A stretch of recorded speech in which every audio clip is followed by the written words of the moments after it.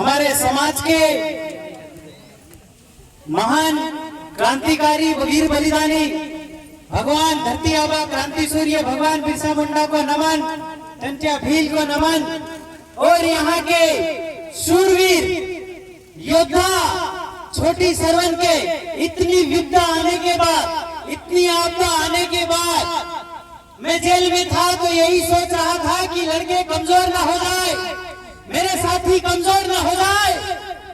पर अभी दादा कह रहे थे कि छोटा बम है, धमाके बड़े बड़े। दिलीप भाई को और विकास भाव को सुनने के बाद मुझे एहसास हो गया कि मेरा जेल में जाना कमजोरी नहीं बल्कि मजबूती हुआ। साथियों, एक और बात हमने कही थी मंदसौर के अंदर कि शरीर से खून बह जाए तो चलेगा, पर आंख से आंसू नहीं बहना चाहिए।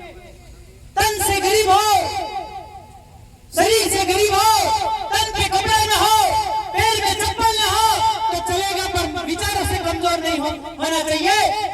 आज मैंने विकास भाऊ और दिलीप दादा को सुनकर के मुझे एहसास हो गया, और रोहित दादा को सुन के मुझे एहसास हो गया कि वाकई में वो विचार जो है वो असर कर गए।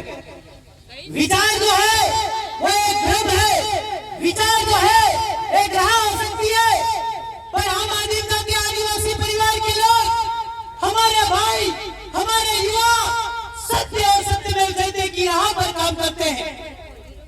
सत्य और सत्यमेव जयते की राह पर काम करते हैं।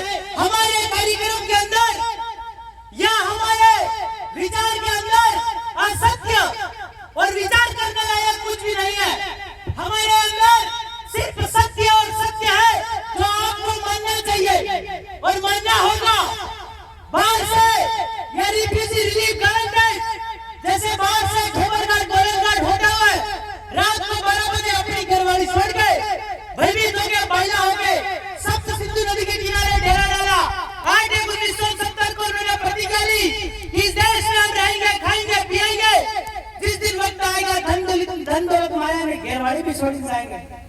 और दिलीप भाई बता रहे थे कि संसद मिनट घड़ी और सेकंड समाप्त हो गया, तो 8 एक 1970 की ली गई इनकी प्रतिज्ञा समाप्त हो गई, इनका वचन में ये बंध गए। तो हमारा जो इनसे मांगने का तरीका है, इनसे जो बोलने का तरीका है वो समझना पड़ेगा। हम लोगों ने आपको 1 साल तक समझाया, 1 साल तक बताया, 1 साल तक हमने पढ़ा, फिर उसको ग्राउंड पे उतारा। हमारे साथ ये समस्या है कि हम लोग पढ़ लेते हैं, सीख लेते हैं, पर उसको ग्राउंड में नहीं उतार पाते। ये बहुत बड़ी बात है कि थाना की टीम, खवासा की टीम, छोबा की टीम, या छोटी सरवन बांसवाड़ा की टीम, या फिर दादरा की टीम, मंदसौर की टीम, नीमच की टीम, पूरे ओवरऑल इंडिया भारत भूमि की जो हमारी टीम काम कर रही है, हमारा परिवार काम कर रहा है, वो आज गाड़ियों में घूम रहा है। जब जेल से मैं निकला तो मुझे ऐसा लगा था, मेरे भाई को मैंने कहा था कि भाई एक काम करना कि आज ट्रेन का डब्बा है वो बुक कर लेना, जनरल से हम रतलाम चले जाएंगे और रतलाम से हम घर जाएंगे। पर जैसे ही दरवाजा खुला और 10-10 गाड़ियां बाहर खड़ी थी, ये बहुत बड़ा हमारी उपलब्धि का विषय है कि हमारे काम करने का विषय है कि हमने काम किस तरह से किया, कैसे हमारे लोग इसका बेनिफिट ले पाए। आपका जो एमएलए है या आपका कोई एमपी हो, मैं पार्टी विशेष की बात नहीं करता, नहीं किसी के खिलाफ बोलूंगा, क्योंकि मेरे पास वक्त नहीं है, किसी के खिलाफ बोलने का वक्त नहीं है। मेरे पास अपने घर वालों के लिए वक्त नहीं है, या तो घर वाला आते से शादी की डेट फिक्स करके बैठे थे, पर मेरे पास इतना वक्त नहीं है, तो मैं किसी की बुराई करने में इतना वक्त जाया नहीं करता और बुराई करूंगा भी नहीं। आपके सामने प्रण और प्रतिज्ञा लेते हैं कि हम लोग हमारे लोगों की या किसी पार्टी की नेताओं की हम बुराई नहीं करेंगे। हमारे पास मुद्दे इतने लड़ने के लिए, इतने मुद्दे हमारे पास लड़ने के लिए है कि हम लोग उस पर ही काम करें तो सुबह से शाम कब हो जाती है हमें पता तक नहीं चलता।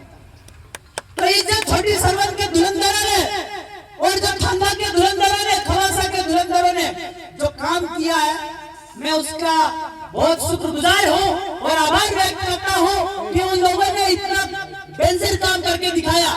अभी जैसे मैं छोटी सरवन आने वाला था, कार्यक्रम तो अभी है, और उन्होंने एफआईआर, सारी एफआईआर जो शरणार्थियों के खिलाफ साहूकारों की, वो सब डन कर दी। मतलब कि आपका काम होगा, बस आपको कानूनी रूप से और सही रास्ता की तरफ से आपको लड़ना है तो आप जो है हर प्रकार की जीत को हासिल करेंगे। मैं आपका जेल में रहा 17 महीने 2 दिन जेल में रहा, पर वहां पे 1 साल तक तो मुझे एक बंद दीवार के अंदर रखा। मतलब कि 1 साल में मुझे आदत हो गई थी दीवारों से बात करने। बिरसा दादा का विचार इतना मजबूत था मेरे शरीर के अंदर कि शरीर से खून बह जाए तो चलेगा, पर आंख से आंसू नहीं बहना चाहिए। मैंने उन विचारों को पढ़ा, उनको समझा और अपने जीवन में उतारा, तो उन दीवारों ने कभी मुझे रोने नहीं दिया। बिरसा दादा की आहू ने, अबरू ने कभी रोने नहीं दिया। वो वही दीवार थी, वो वही लॉकअप था, वो वही काल कोठरी थी जहाँ बिरसा मुंडा का चमड़ी उधेड़े गया था। मैं गया आदिवासियों का बूथ पर, कभी नहीं कहा कि मैं आदिवासी नहीं हूँ, देश का मालिक नहीं हूँ। उस समय जो चमड़ी निकाली जा रही थी, उस समय जो बकरे का खाल निकालते वैसे बिरसा दादा की खाल निकाली जा रही थी, तो उसमें जो दर्द हो रहा था वो दर्द समाज के दर्द से कम था। मतलब बिरसा दादा के ऊपर, शरीर के ऊपर जो आपका समाज का दर्द बहुत ज्यादा खतरनाक था, बहुत ज्यादा हावी था कि अपने चमड़ी निकलने का दर्द तक महसूस नहीं कर पाया। आज क्यों ऐसा शूरवीर बनना होगा? मौत तो बहुत देखी मैंने जेल के अंदर से। मेरे 2 भाई जो दिल के करीब थे, शूरवीर थे, योद्धा थे, गुजर गए। आंसू भी आए, आंसू को रोक नहीं पाया। मैं कभी अपने लिए नहीं रो पाया, पर उन 2 बहनों के लिए आंसुओं को रोक नहीं पाया। एक नारायण दादा नीनामा, दूसरे पूनम चंद दादा भाबर, जो मुझे जेल में मिलने आए और एक बात कही थी मुझसे कि विलेश भाई आप जल्दी बाहर आइए, हम आपकी शादी की तैयारी करते हैं। और मेरे घर पे काम करने आए थे और ऐसा हो गया। उन्होंने एक बात कही थी कि विलेश भाई मकान की चिंता मत करे, झोपड़ी की चिंता मत करे। क्रांतिकारियों के जीवन में झोपड़ी महल है नहीं लिखा होता। क्रांतिकारियों के जीवन में महल नहीं है, उनके जीवन में गाड़ी नहीं है। ये गाड़ियां है, महल है, ये तो दलालों के जीवन में। आदिम जाति आदिवासी के परिवार या ये जो गरीब लोग हैं, इनके या जो क्रांतिकारी है, इनके इतिहास में कभी भी इनके नसीब